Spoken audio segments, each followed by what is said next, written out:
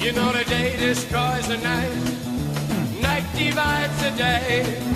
Try to run, try to hide, break on through to the other side, break on through to the other side, break on through to the other side. God bless America. Welcome to The Ranch, everybody, the podcast where we explore the people and happenings of Dry Creek Ranch, Eagle, and the greater Boise area. Please do not forget, September 10th, there is an honor and celebration of our first responders and our service people at Elevate Fitness and Wellness Studio in Nampa. It's an awesome opportunity. 7 cities are participating. Just a great opportunity to honor our veterans, our current servicemen, our first responders, and their families. My guests today are hitting close to home. They represent a group of people that are advocating for a charter school in Dry Creek Ranch. There is the 7-acre plot of land on the east side of the community that has been slotted for a school, but there is a bit of a wrangle between West Ada School District, the county, and the Hunter family. This was an incredibly informative conversation, and I learned things that I had no idea about. There is the county meeting on September 14th. I highly recommend, if you are interested at all in learning more or advocating for this, that you consider going. But without further ado, the women, the myth, the legends, Lana Walsh and Sarrie Devore. How are you, ladies? Good, how are you? Not live. Not live. It's not live. We'll just take out all those horrible things you said. How was your day, Sarrie? Oh, it was wonderful. Cheers, ladies. A great Tuesday. A Cheers. great Tuesday. Boom, boom. God bless it. God, Diet Pepsi hits hard. Did you notice that while Coke went for a bid to make a diet soda that tastes exactly like the original, Diet Pepsi has just stayed strong. They're like, no. You're going to get extra bubbles because that's what, like, the classic diet soda. Like, if you drink Diet Coke, you're burping, like, twice as much as regular Coke. And now they have, like, Coke Zero and, like, all this other stuff. But Diet Pepsi's like, we're gonna go ahead and stick with it. Which one does McDonald's have? I've heard that's the best one. Yeah, McDonald's has Coke, right? They have regular Coke. Well, anything in a fountain drink is better than in a can. That's true. And McDonald's actually has the secret recipe to the orange drink. Right, so the orange drink out of McDonald's is infinitely better than any orange soda you'll ever get anywhere. I challenge you to find a better one. I don't think you can. So look, you ladies have been going all day, so we will get to it. You want to start a charter school. There's a lot of reasons for the charter school, not the least of which is if we don't do a charter school, West Ada is going to take its pretty time, and that could be decade plus before a school goes into the lot to the east of the property near the horse corral, right? So you, for a number of reasons, want to have a charter school. So why do you want a charter school? Well, I, for example, have a very large family with 1 million kids, probably one of the largest families in Dry Creek, and my youngest is only 7 months, and at the rate West Ada's going, even she wouldn't be able to go to school here. We've tried we've tried private school, we've tried public school, and they've been fine, but the getting there is getting really old and annoying, and it would be so nice to have my kids be able to walk and ride their bikes to school. And just to clear up one thing, it's not that we're against having a West Ada school, like public regular school here.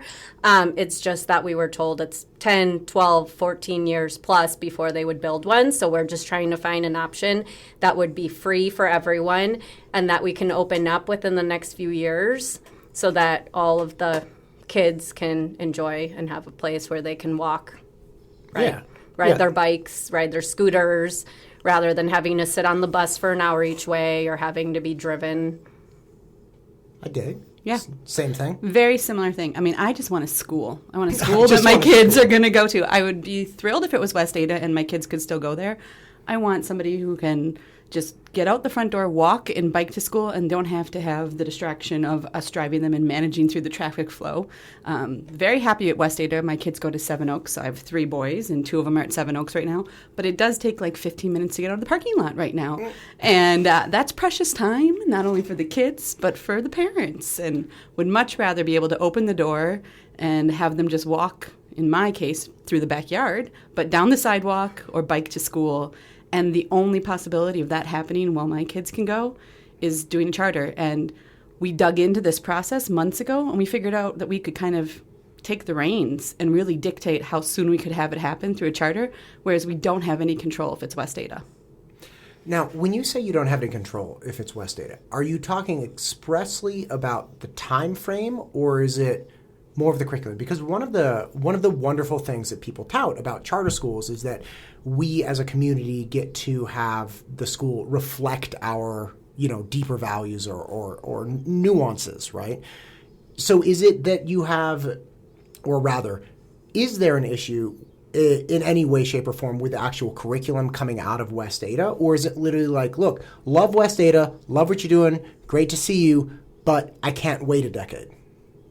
I think it's a combination of both. I do think that most of West Ada has been teaching. We are new to West Ada because we were at private for the most part. But from everything I've heard from all of our friends, for the most part has been great. But we do have some more control over a charter. The board would have decisions and things like curriculum, things like sex ed, things like masks and distancing and all that stuff as well. With West Ada, we really have no control over anything. With the charter, we do. And once again, it's not that we're against West Ada. We would still be happy if they would put in a school, but it's just a benefit of having the charter because then we do have more control over what the school looks like, what the traffic flow looks like, what's being taught, policies, things like that we just have no control if it was a West Ada school. Gotcha. Because again, I like my boy's similar to Sarrie's. We very much enjoy the public schools here. Like it's not. I don't have any problem with the public school, but there are nuances to a charter school. Like you can pull the strings a little bit more, and not in a manipulative way, but more of like a hey, let's get a school that kind of plays along with what we're looking for. Is there anything particular for you, Sarrie, that you feel like you would want to have control over in public school? Like, are you concerned about, for instance, sex ed or something like that? Well, I think the first thing to say is it's a public charter school. So you're governed by the same rules as West Ada in terms of the state testing, the rigorous academic requirements, the teacher pay. I mean, it is not different than any other public school. The difference is who's overseeing it. And it's exclusively the board that you set up for the charter. It is not the West Ada School District superintendent or their school board. It is a school board that would be composed of DCR residents most likely, and anyone who might have their kids have a vested interest, or anyone who doesn't have kids but has a vested interest in education. And we could tailor it to things that are important to this community. Community values. We talked a lot about tying it in with Farmer Dan and making sure that our kids understand the value of living in this community and helping to grow the community. And we just don't have that option to have that kind of tweak on the curriculum and the values in West Ada. The other thing I'm really excited about is the playground.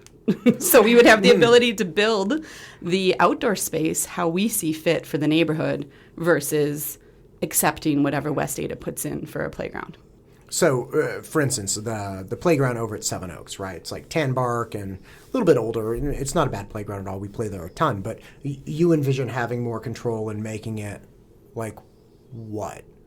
I think it would be an amenity for the community. So we wouldn't just be thinking elementary students necessarily. We'd thinking basketball courts. We're thinking other things that we don't have in this community that we could kind of, again, take the reins and build ourselves. Tetherball action. Oh, tetherball. Yeah.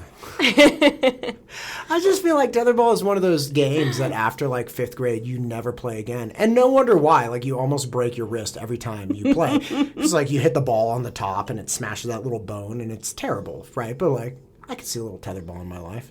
Yeah. So there was also discussion about changing the traffic pattern specific to that end, which is, hey, look, the traffic pattern as it stands right now would have people come through the community in some capacity, go up Tower Creek and enter from Tower Creek, either coming directly off West Mirror Pond or Sparks Lake.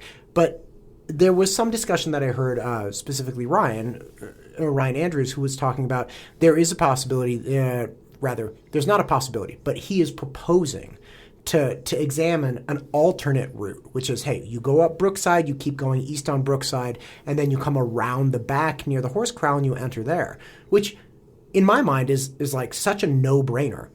you keep the cars and the buses out of the community. It's not like we dislike you. We just don't like traffic in the community. Yeah. And you flip where the playground would be. So whereas the playground would have been previously, entrance off Sparks Lake to the school and then playground at the back of it farther east, you'd flip it around. So the entrance is off of then essentially Brookside where the horse corral is, and the playground would then be where the soccer field is right now. That would presumably be the design of it.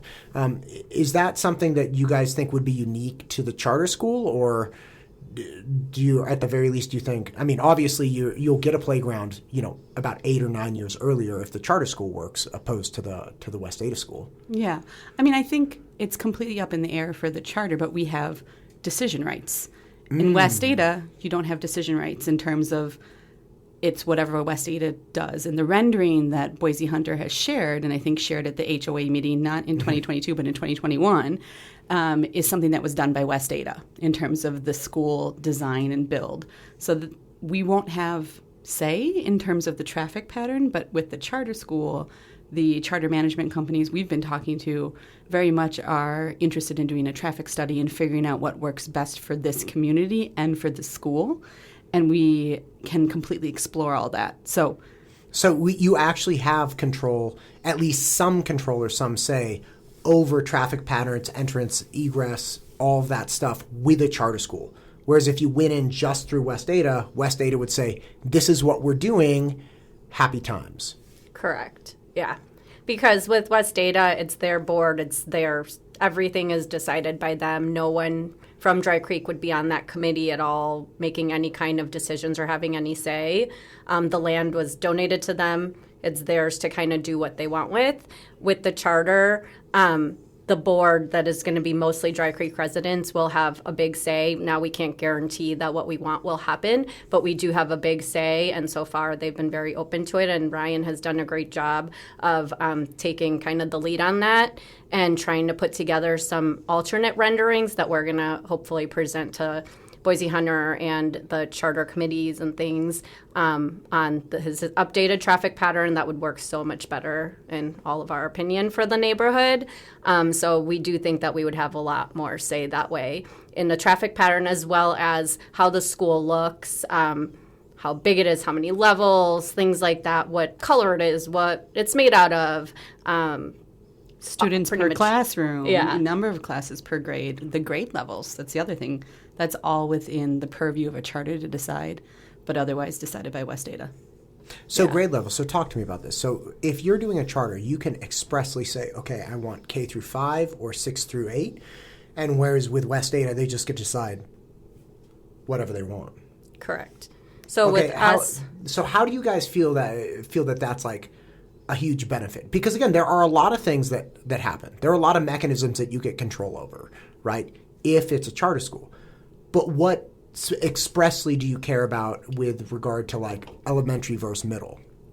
Or are you saying that you might even have the possibility to do like K through 8 and that's a benefit? Or like, because again, I know there are a lot of things that happen when it becomes a charter school. And I'm trying to figure out which of these do you feel are like the greatest assets for our small community? And, obviously it won't just be DCR residents, but what do you think is the greatest benefit for the larger community doing a charter school? Like obviously traffic, playground design, a lot sooner, right? Which is cool. But like what else? I just want to clear up one thing too. A lot of people, from what I've heard, are assuming that if it is a West Ada school, it's going to be just for Dry Creek residents, and that is not the case at all. West Ada will decide that zoning, and it will not be just for Dry Creek. So we don't know how much they're going to open that up to outside of Dry Creek, whether it's going to be parts of Boise, whether it's going to be parts of Eagle, whether it's going to be parts of even Meridian or Star, we don't know. So we have no say or control in how many kids will be able to attend, exactly if it's going to be K through 5 or K through 8, what the class sizes are, number of students, or what that vicinity, like I said, is of where they're busing kids in from.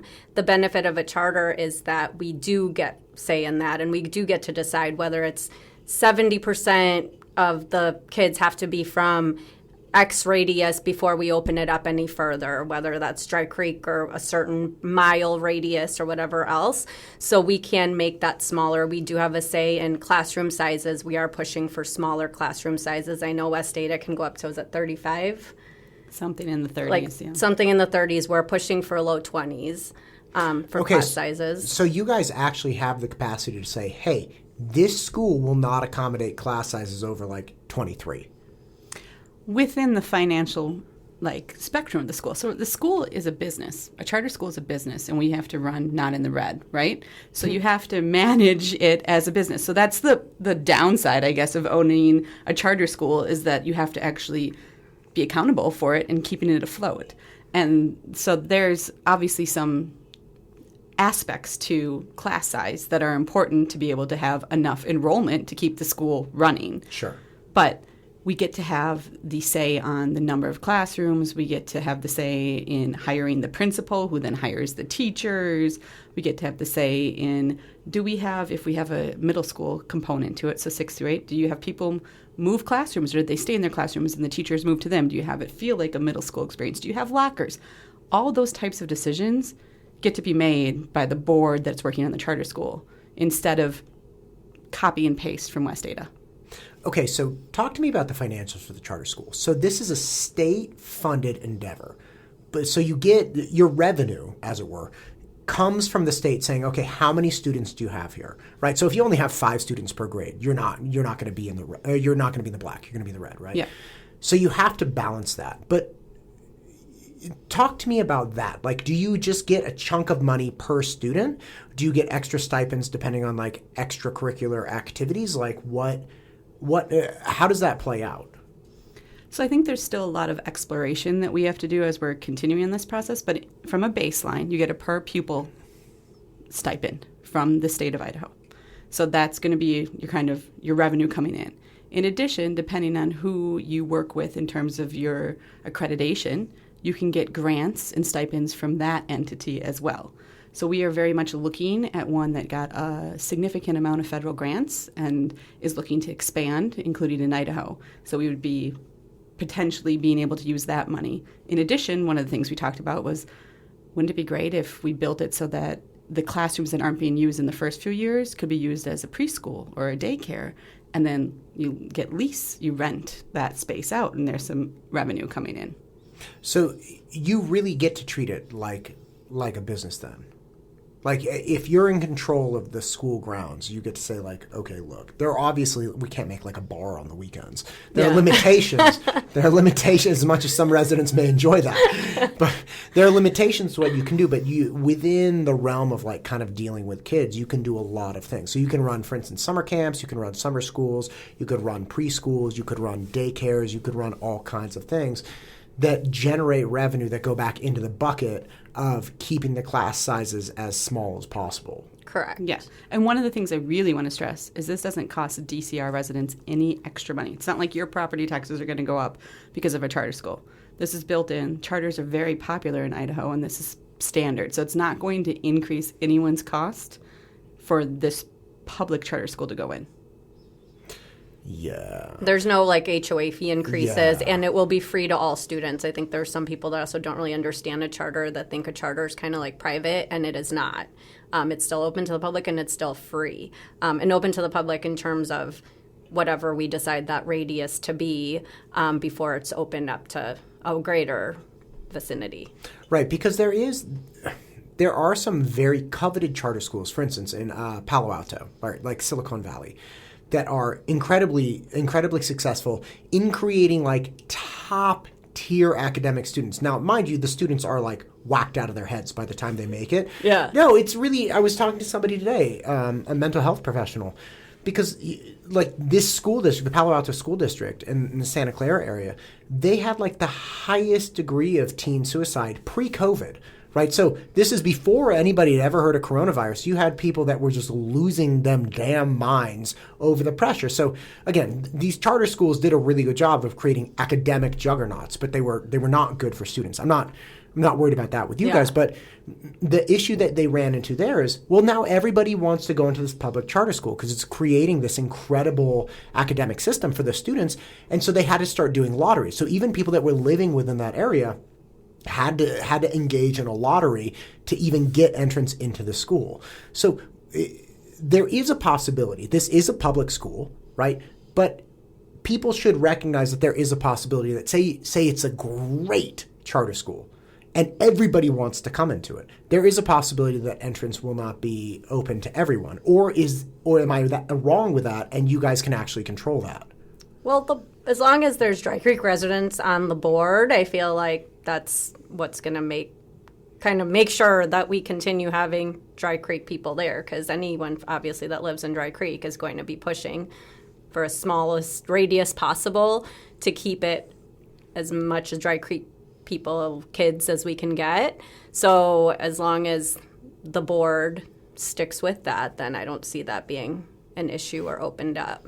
So the board can determine that it's primary, like it doesn't go, say it's like the best school in Idaho, which would be awesome. But like, Will be. When I'm elected, you don't say if I'm elected. So when it's the best school in Idaho, and the board is populated by Dry Creek people or otherwise. But the bottom line is when it's the best school in Idaho, the board will get to decide how they manage enrollment.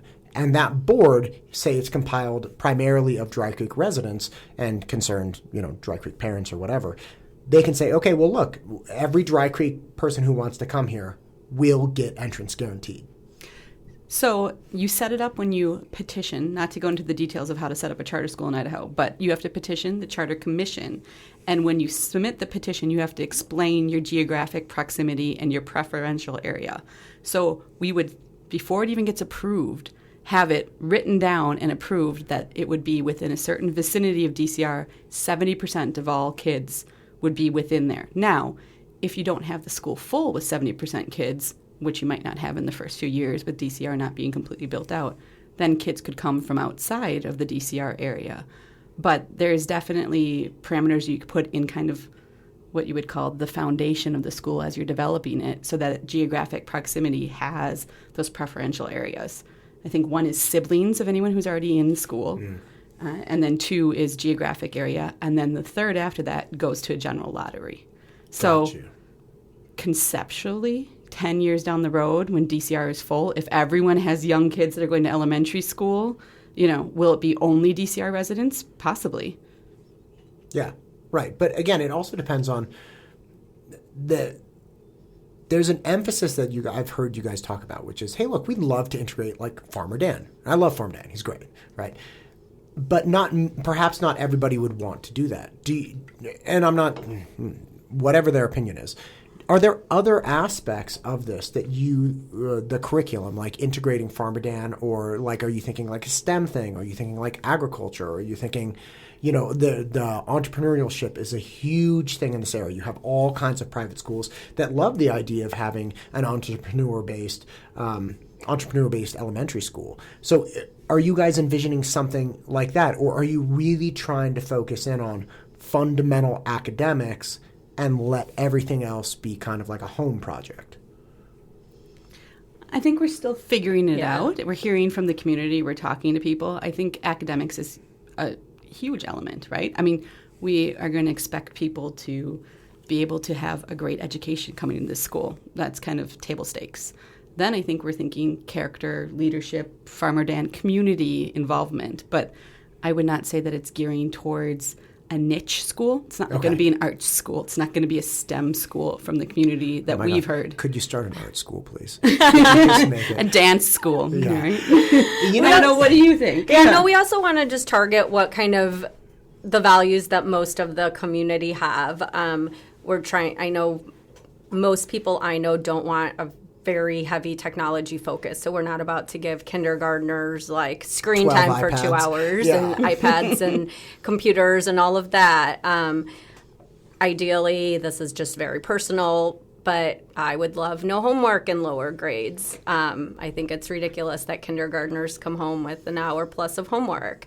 So we're just going to kind of see what the community overall wants and kind of try to push that.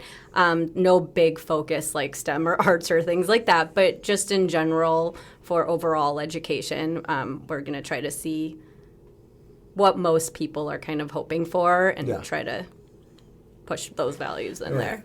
How funny is it that, you're fine. How funny is it that arts used to be this like throwaway BS thing? That it was always like the troubled kid. It's like, well, he's very artistic, and people got really weird about it because like if you weren't in English and you weren't in math, then it's like, what do they do? Well, he's very creative, right? And it was this odd thing that, again, I have a dear friend whose younger brother was like, quote, very creative, and he was not dynamite in school, and his parents were like so frustrated with him, and he was always like, he would honestly come up with like these ridiculous, funny ideas and thoughts. Like he was way ahead of his time. If he had TikTok or Instagram or something in like 8th grade, this guy Adrian would have crushed. He would have been rich as rich could be because he could come up with that stuff. But as silly as that sounds from back in the day, or like multimedia classes, right? Like I remember multimedia from 8th grade, Miss Gilman, right? She actually had tattooed makeup. I felt bad for her. She got this purple tattooed blush on her face.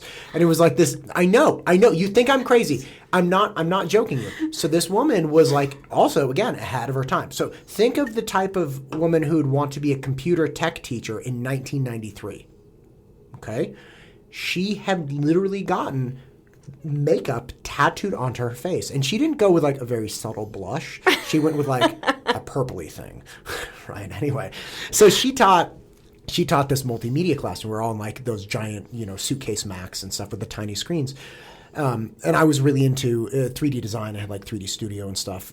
Again, I really liked computers back in the day. But you were one of those creative kids. I was a many-thing kid. I still have a creative niche. I mean, look at where we are. No, it's great. Anyway, so my point is that it used to be this kind of like throwaway thing, but now you see in creative marketing, right? Like you see in social media marketing, you see people doing their own things. Like the world has never been more favorable to artists that are willing to work on social media platforms. They don't even have to necessarily sell their stuff. Like just take a video of you doing like, omission beer bottle art all day long with like a blowtorch and people lose their minds, right? So it's not beyond imagination to consider a school that has a very robust arts program anymore, or multimedia program, or something that it's like, look, I understand you guys just want to play on your iPads, but we're actually going to teach you like really nuanced stuff or really like valuable stuff. So as much as I think most parents have this knee-jerk reaction to tech, it's like, but it's not that bad of an idea to know. I mean, the number of people that are like SDRs. You guys familiar with sales development reps, right? So if you're dealing with enterprise sales, like you're trying to sell something to Oracle, right? You have these little peon SDRs that just make like 1,000 phone calls a day. And they try to get people interested like in the tiniest way in some product or service that they have. And then once they get like a bite, then they pass it off to, like one of the actual closers or somebody else, right? But the SDRs are now being encouraged. I have several friends who train them. They're now being encouraged to make their own email videos. So they're like, you need to start making catchy 15-second videos that you can send out and farm out with these videos. And it's like, you have a girl like, hey, nice to meet you. I'm Susan. I just want to show you this thing. And she holds up her hand and is like, boom, this little like white screen pops up. And she's like, we have this, this, and this, right? So I was working with one in particular. I was like, look, I can show you how to do this stuff. She's like, oh my God, if you could help me, that'd be great, because they keep pushing me to do these things. So even within a very classic sales paradigm, you need these tech skills that are not playing Minecraft. Like they're actually like, you need to video edit and things of that nature. So, I mean, that's just something that I think about with students. It's like, look, you like as funny as your parents may look at you when you're messing around making videos on your phone or something, like these are actually transferable skills that are very valuable and have representation in the actual business world, which is, again, a cool thing. Kind of side note. Yeah. I mean, I think the key thing for us is some charter schools get established based on their specialty, their niche, sure, right? And then you travel near and far to take your kid to that charter school. We're trying to establish a neighborhood school that our kids can walk and bike to, that has, very neighborhood feel, and not a specialty niche school that we want people to come from all over the state to attend. And one thing that I think would, coming from that perspective, I think it would be cool to have some sort of different electives for middle school that are more focused and more unique, like what you just mentioned. I think that would be awesome, because one thing I found, my kids used to, some still do, go to a private school that's all business and entrepreneurial focused, and it's not a great fit for all my kids. It's not a great fit for my kids that are even there right now. She has no desire to open up her own business. She's more of an arts person, actually, and they don't have art there. She still goes there because her friends are there and she loves it there. But overall school, probably not the best fit for her. So we want to kind of avoid that, because we want it to kind of target and focus on just overall education so that everyone can go there and be happy. And then I think in middle school would be great to have some sort of special electives that really focus on things that the kids actually want to do, rather than make the whole school something that's not going to be a good fit for maybe 50 or 60 or even 70% of the neighborhood.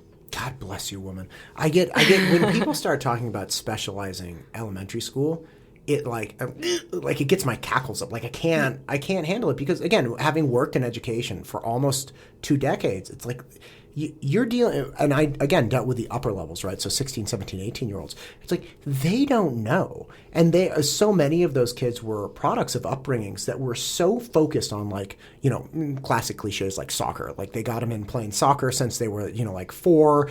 Poor soccer girls are like blown out knees and everything, and their parents are pushing them to play soccer in college and they hate it.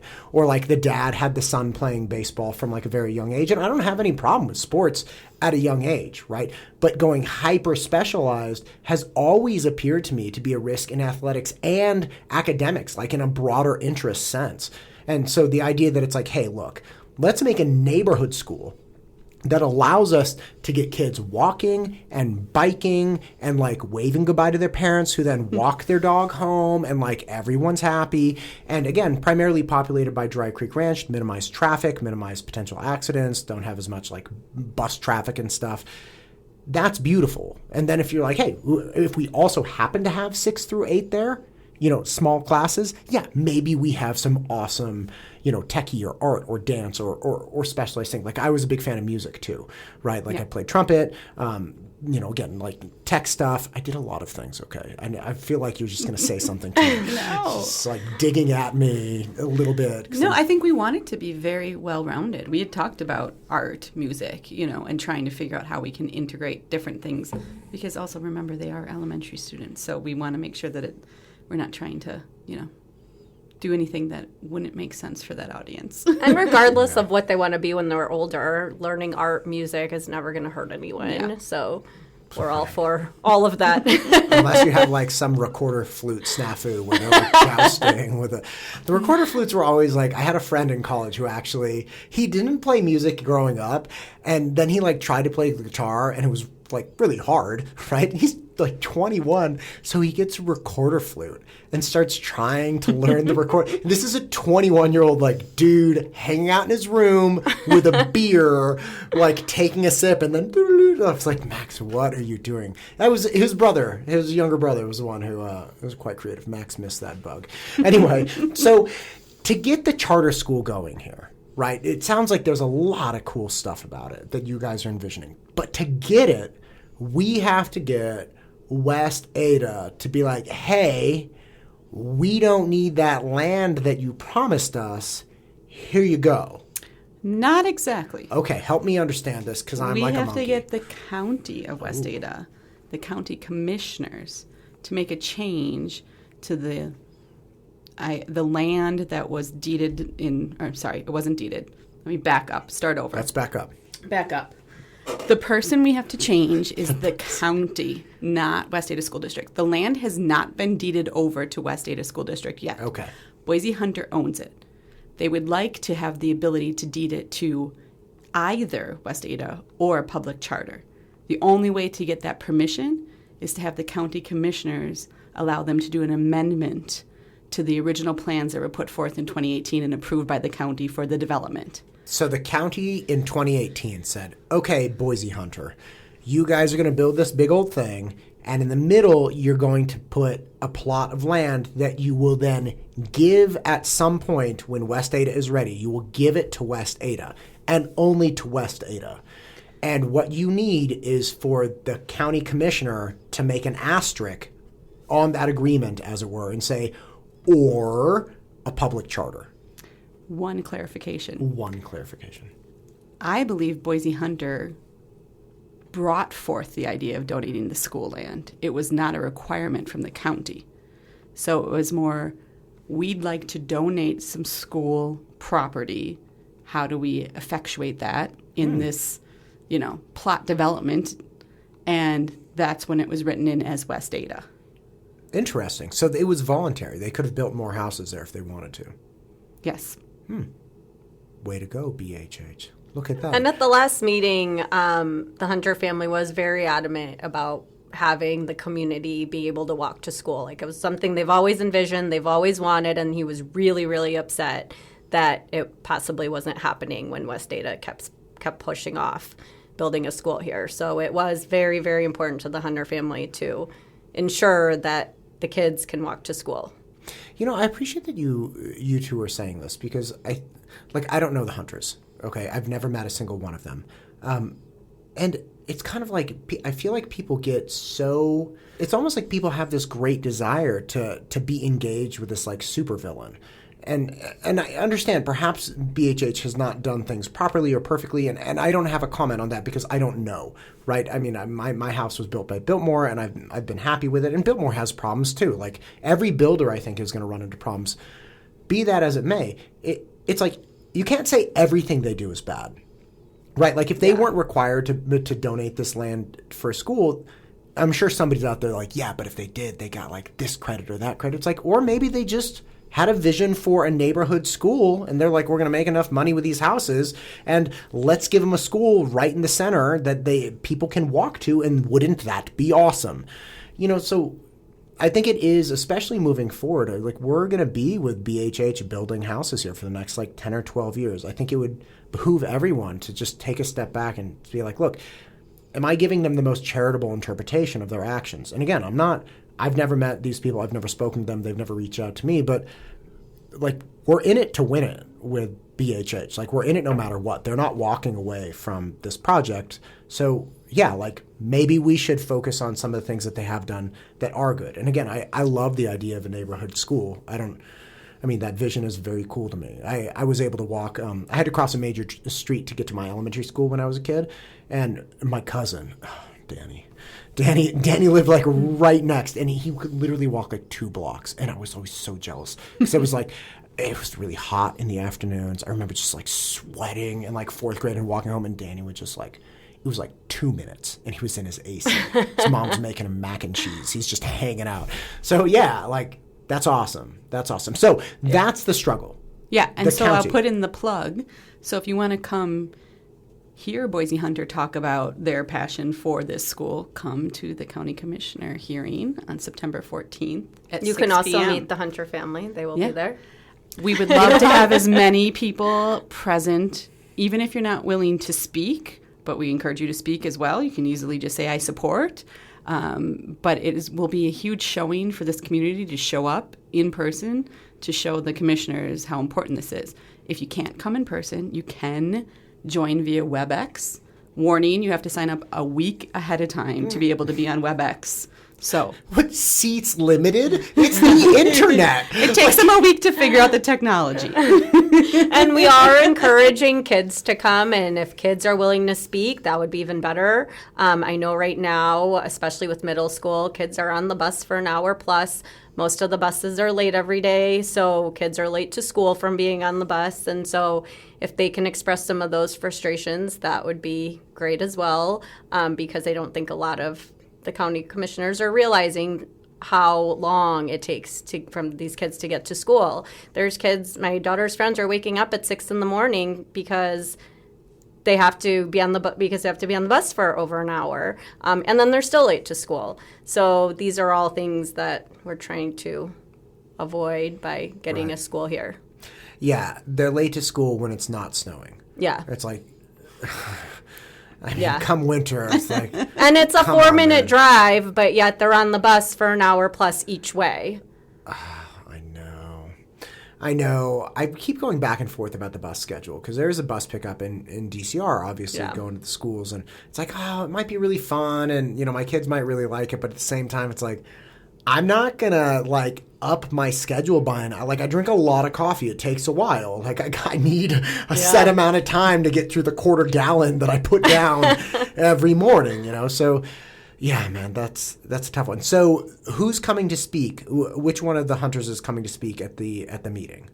Jim Hunter will be doing the presentation. He did it the last one, the Planning and Zoning Committee. So I think he'll be doing the same one. He's defending the application. So it's this application to change it, and he has to get up and defend it and get peppered by questions from the commissioners and respond to West Ada, although I will say West Ada didn't come to the last hearing, so I don't know if they'll come to this one and actually give a response live or if just submit some documentation ahead of time. So the West Ada School District did not attend the last meeting to pepper Jim Hunter with their own individual questions.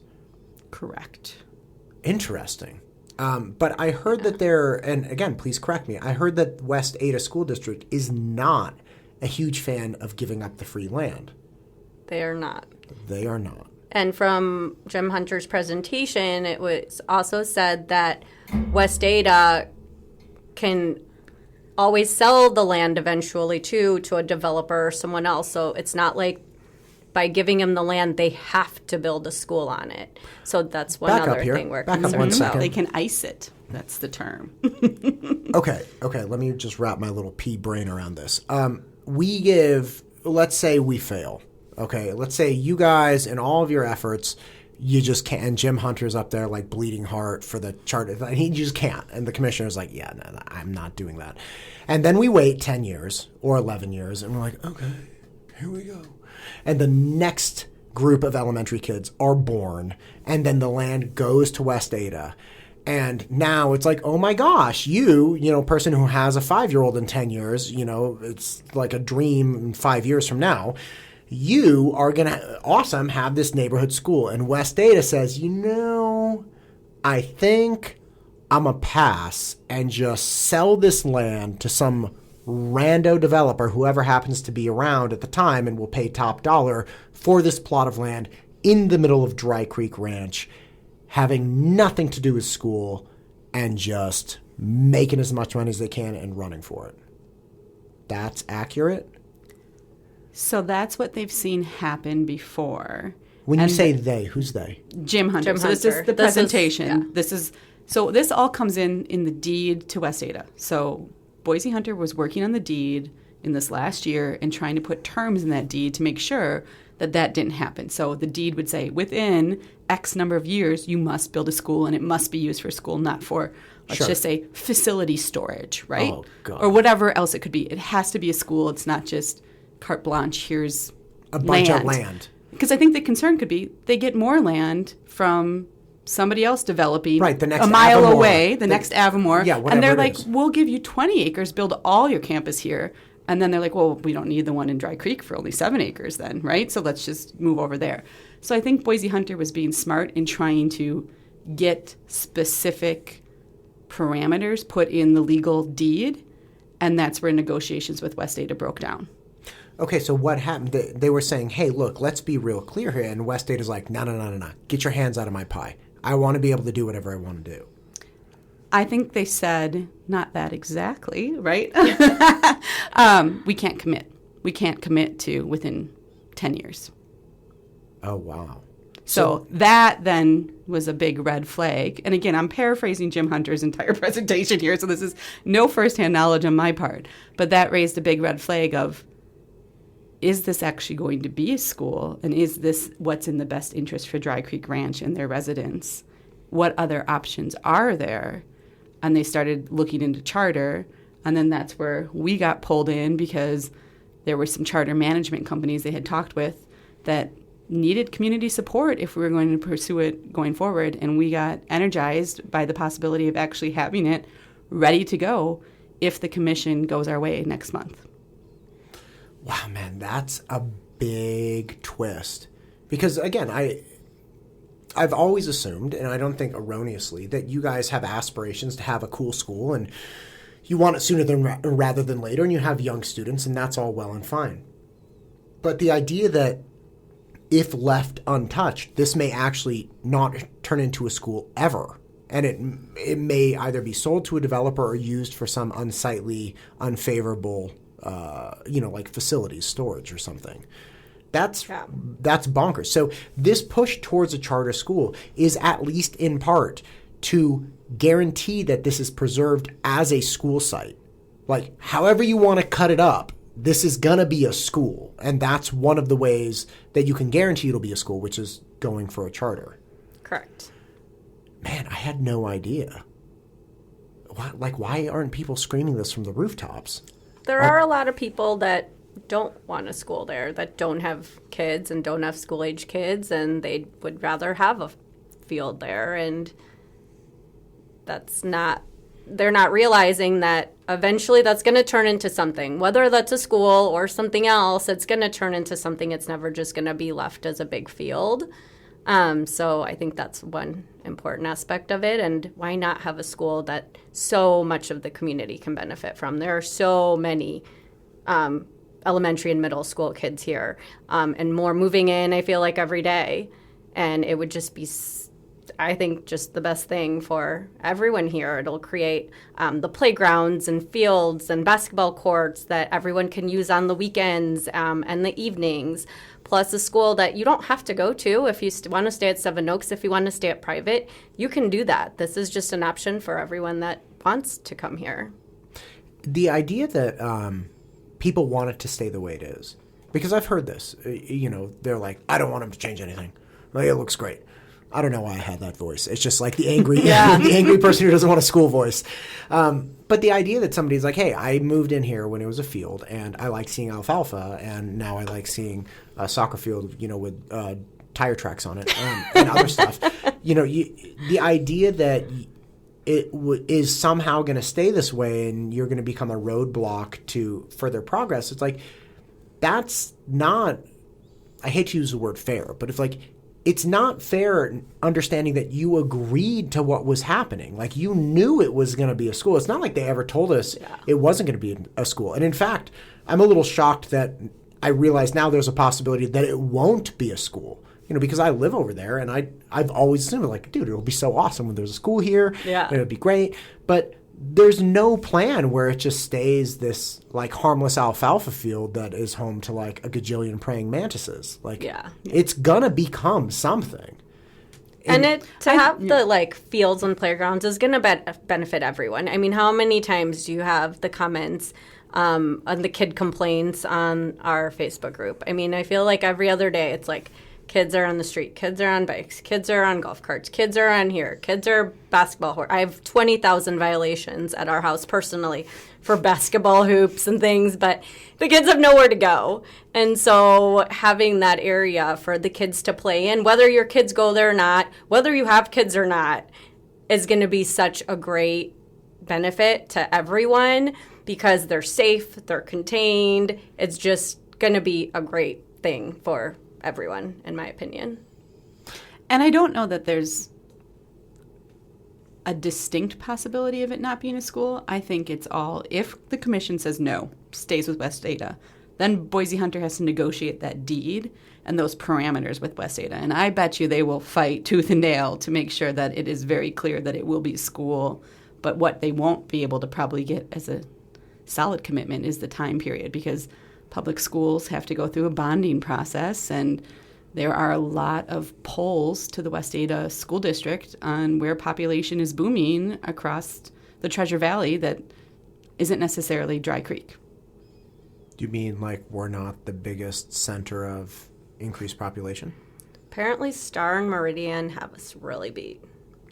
Oh. I had never, naturally, we just don't, it's 70 houses per year or 80 houses 100. Per year. 100 houses per year.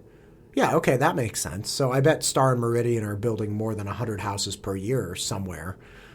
Huh. So bottom line is, there is the possibility, but it's an unlikely possibility. Yes. I think the concern was, didn't want to give interpretation and freedom to West Ada to decide how they saw it to be fit. And Boise Hunter wanted to have more control over the parameters, and West Ada wasn't willing to agree to that. So went to Plan B, which is a charter school. So now we just have to convince the commission to allow us to have this Plan B. A question for you then. What are the cards that Boise Hunter's holding at this point? Because you're like, oh, well, they're going to fight tooth and nail. It's like, fight what? If you've already agreed to give it to me, you're going to give it to me. That's it. Right? So, like, is there something that Boise Hunter is holding in front of them? Like, hey, work with me or I'm not going to give you this thing. Like, do they have any bargaining chips at this point? Not that we're aware of. I think they just have the community support that we're trying to show up for to really push the commissioners. And maybe that will push West Ada too, because, I mean, there's a big population of kids here that would love to have a school that is a neighborhood school. So, man, this is so intense. I had no idea that this fight was getting so dicey. And that, so it really would be the participation of the community. What you're making an appeal for here is like, hey, come support us, because without that, the Hunters really have nothing behind them to stop this. Yeah, and at the last meeting, we were pretty much told that it was very unlikely that the opinion was going to be changed, and that was most likely going to be a no. With this one, we are being told that there is a decent chance that the county commissioners might be okay with this, and that's why the support is extra important at this meeting, to bring out grandparents, parents, kids, neighbors, anyone that can come. Yeah, make signs, whatever you want to do. T-shirts, no. Yeah. Gosh, man, that's intense. Well, I'm glad we're doing this now. And again, when is the meeting? September 14th. September 14th. 6 p.m. at the Ada County Courthouse, which is right downtown. Beautiful. Beautiful. You have a big packet of stuff here. What is this? You have like a lot of bullet points. So it's the FAQs that if somebody hasn't joined the separate Dry Creek Charter group on Facebook, that's where these are posted. So it's just FAQs on most common questions about charter. Like, is it free? What grades will it be? Does it offer special ed services? The answer is yes, it has to. It's a public school. Same requirements. So those type of FAQs, I brought them just in case. They're fully accredited teachers. I'll throw that out there too, just because in Idaho, most private schools do not have fully accredited teachers. Most private schools are actually, well, not most, but a lot of them are not accredited schools. So a lot of the teachers are also not accredited. So just pointing it out here, we have the same standards as regular West Ada schools. So the teachers, principals, everyone will be fully accredited. That's great to hear. There are some slippery rules with different charter schools in different states that's kind of like, who are these people? Is there anything that we left out here that people should know? I think I would just encourage people, if they want to get involved, like, we are very open for other people to come help us with this work. So reach out. What is the work you guys are going after? No, I'm not poking you with this, but like, what is the technical work? Like, what are you guys doing? So you have to, if this gets approved, you have to submit a petition that outlines the basis for your school and the justification for it to the Idaho Charter Commission, which is similar to the county commissioners, where there's a hearing after many months of documentation and submission on budgets, financials, supporting that you actually can run this business. And then they decide if they're willing to give you the accreditation to have a charter here in Idaho. So that's really the work that's up next, that we've kind of started in anticipation of this going our way, and so we don't lose a whole nother school year of having this school exist. It's about 70 plus pages of small, very small font. We're like eight Times New Roman. Yeah. And there's a great group of DCR residents working on it, but I'm just really wanting to invite anyone else who wants to be part of it. And even if you don't want to be in-depth in part of it, we'd love to have opinions, anyone who has any educational background, etc., to help shape what this school could be. Even if you just have a playground, design idea, great. I'm sure Ryan has many. Yeah. And Ryan's Call been Ryan awesome. directly. Yeah. He's been awesome. He volunteered to work with the architect and help design the school to really make sure that it really fits into the community look-wise, so that it has a very similar look and feel to the homes and the landscaping, the parking, everything just flows and really looks good within DCR as well.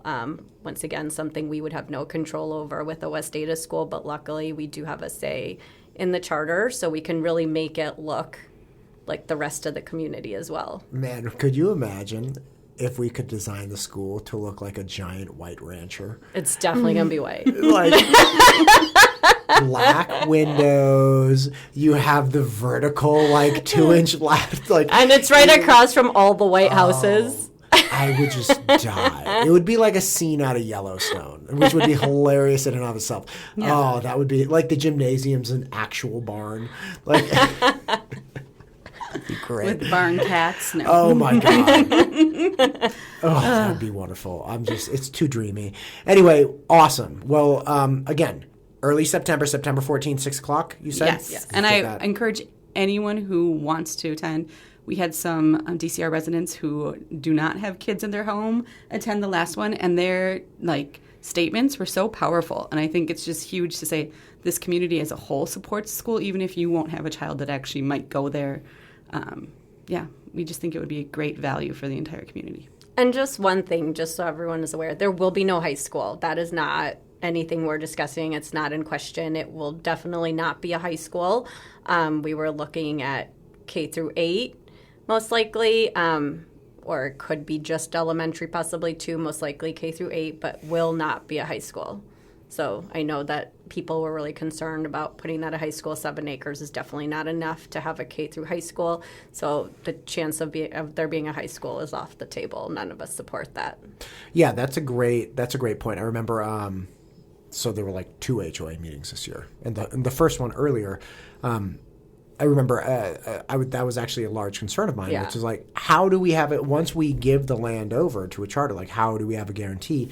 And was it Stephen that was at the first one? Yeah. And he was kind of, I think he was trying to answer as best as he could, but he didn't really have a reason why it wouldn't happen. But understanding, okay, look, this is insufficient land for a high school. That's a really clear reason. Yeah. Like, okay, you got it. Like, you can't fit the kids here with like parking and baseball and or whatever you would need here. Okay, awesome. And it's you guys are the group that's pursuing this charter school, and you are not pursuing a high school. So for all of those reasons, not a high school. Correct. Elementary, middle, maybe both. No high school. Correct. And even with elementary, middle, we're going to try our best to try to figure out how to make that work so that kindergartners aren't playing with 8th graders. We want to kind of keep them separated as best as we could. We have some great teachers on the board that are helping with feedback on how to do that and everything correctly. But we definitely never put a kindergartner with a high schooler together. So the high school is 100% off the table, but the K through 8 is very likely. Yeah, that's... Man, all good stuff. You guys came with the receipts. That's awesome. That's good. Well, thank you for what you're doing. Thank you for the looking out for the community. Because again, I try to be informed on this stuff, and you guys are saying stuff that I had no idea about. So awesome. How quickly will we know what the commissioner says? So I think they're going to vote at the meeting. meeting. Yeah. Oh my God. So it's. So it'll either be bubbly, champagne celebration, or whiskey, Irish wake style. Like, just run out the clubhouse and have a big after party. Yeah. There could be the possibility they table it, but I think this is the type of thing that they should be able to just don't decide. Put a pin in it. Don't pin this one. Let's just make a call. Yeah. That'd be awesome. All right. Well, again, thank you very much, ladies. Thank you. Quick shout out to our sponsor, C Squared Social. C Squared Social is the leading expert in social media marketing and creative marketing. They have fantastic platforms. I have been a client of theirs for some time. I cannot recommend them highly enough. C Squared Social for all of your social media and creative marketing needs. Can you stay